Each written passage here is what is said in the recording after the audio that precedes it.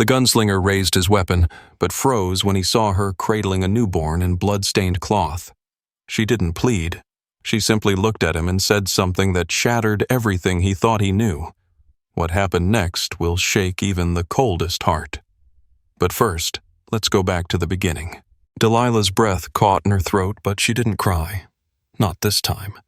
She'd cried enough as a girl on porches and playgrounds, in the back seats of cars that always felt like someone else's idea of family. Instead, she stood there, frozen in her lilac dress, clutching the edges of her shawl as though it could shield her from the sting of old blood.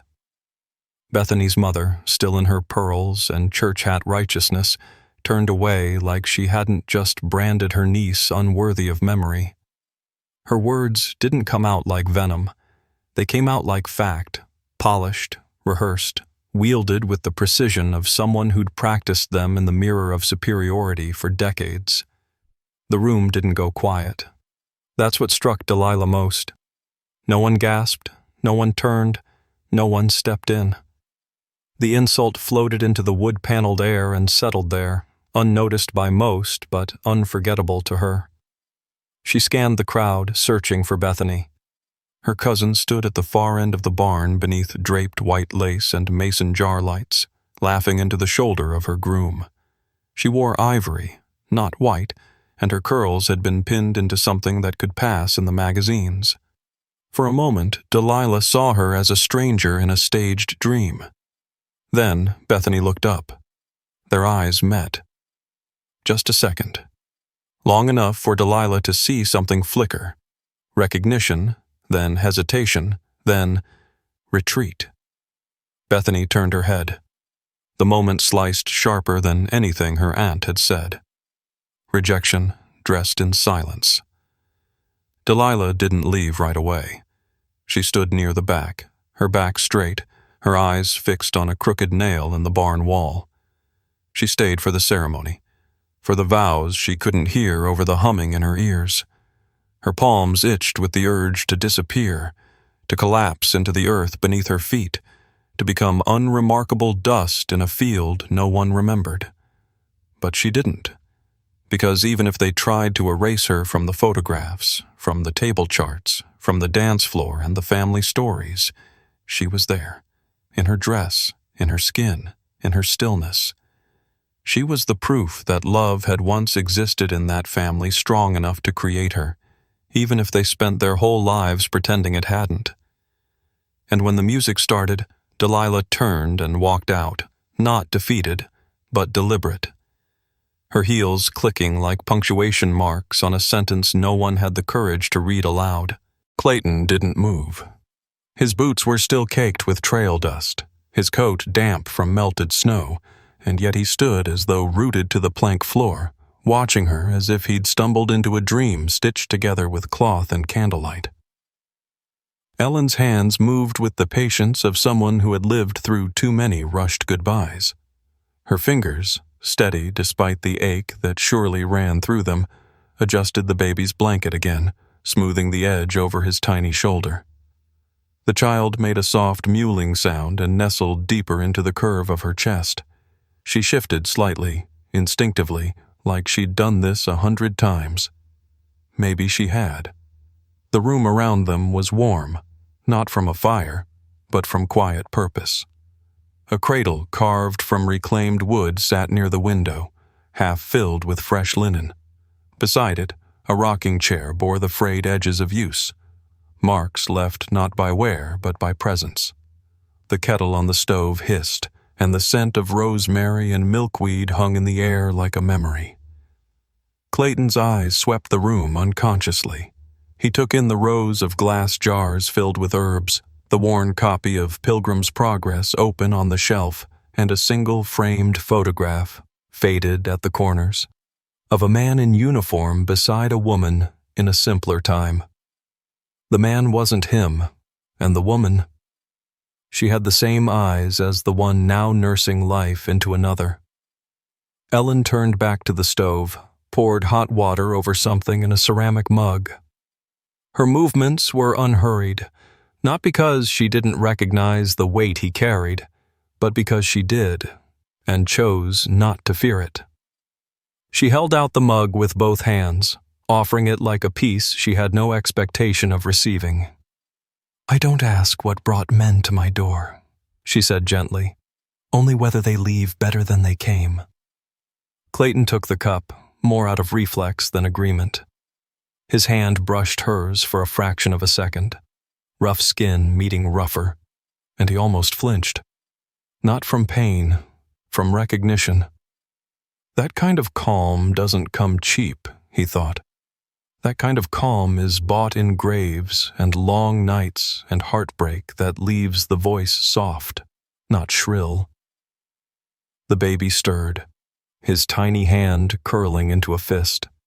And for the first time in years, the man with the bounty and the gun found himself unsure, not of his aim, but of the story he'd been told.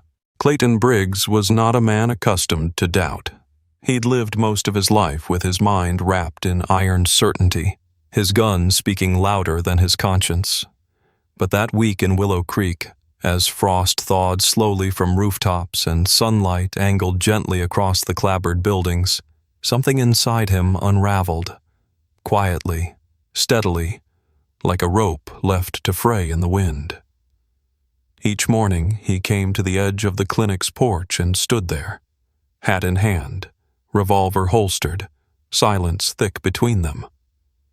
Ellen never asked why. She only nodded once, barely more than a blink, and went about her work. The truth came in pieces, never offered all at once. Not because she held back, but because Clayton could only take so much at a time. Jonas Bell's son, Everett, had ridden in writhing with pain, too proud and too poisoned by his father's scorn for women to trust her hands. Ellen had begged him, voice cracking, hands already washed, tools ready. But the boy had curled against the wall, white-knuckled and sweating, whispering, "My pa said you'd kill me faster than the sickness." It wasn't until the fever took his words that he reached for her. By then, the poison was already loose in his blood. Ellen never cried during those tellings, but sometimes, when she turned away to measure tinctures or stoke the fire, her shoulders would tighten, just enough for Clayton to notice. And he noticed everything now. He noticed the scar that peeked from beneath her collar when she leaned to tend a wound. The way children came to her without speaking, handing her bruised knees and broken trinkets like sacred offerings.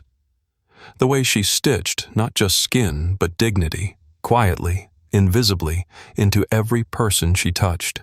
She worked without praise, she healed without promise, and every night she lit a lantern on the clinic windowsill, not for patients, but as a kind of vigil for the ones who hadn't made it, for the boy whose death had put a price on her head. Clayton found himself drawn to that light, like a man shipwrecked too long in darkness. Each time he saw it, something settled and broke inside him all at once. The man who had once hunted her now lingered in her shadow, not to harm, but to unlearn every lie he'd let harden in his bones. And with every passing day, he saw her not as the story he'd been fed, but as the truth no one had dared tell. The sun was high when Jonas Bell rode into town, but the air turned colder with him. The hooves of his men's horses kicked dust into the silence like war drums, echoing down the wooden boardwalks of Willow Creek. Doors slammed shut. Curtains twitched. No one spoke. The town had known violence before, but this was different. This was judgment dressed in wealth and righteous fury, and no one wanted to be caught on the wrong side of it. Bell dismounted slowly, his boots polished, his coat too fine for the frontier. His eyes swept the street with disdain, landing at last on the modest whitewashed building near the church, Ellen's clinic. There, framed in sunlight and the fragile calm of late spring, stood the woman he had called a fraud, a harlot, a killer. In her arms, wrapped in the same blanket she'd stitched on the night of the birth, the baby slept. And beside her stood Clayton Briggs, no longer the man Bell had hired, but something changed. His stance wasn't one of aggression, but of certainty. A gunslinger not on the offense, but rooted like a monument between what was wrong and what was right. Belle's voice cracked the stillness like a whip. "You've forgotten why you came here, Briggs. Don't pretend this woman is anything but poison." The child stirred. Clayton's voice was quiet, but sharp enough to cut. "Funny. That's the same word she used for what killed your son." Belle's hand went to his holster. Clayton didn't flinch. "Don't," he warned, steel threaded through calm. "You don't get to write the ending to a story you never read." Belle's men shifted in their saddles. Unease rippled between them. They'd seen enough in their lives to know when a man wasn't bluffing. But it wasn't the gun that made them hesitate. It was the silence that followed, broken only by the creak of doors behind them. One by one, the townspeople emerged.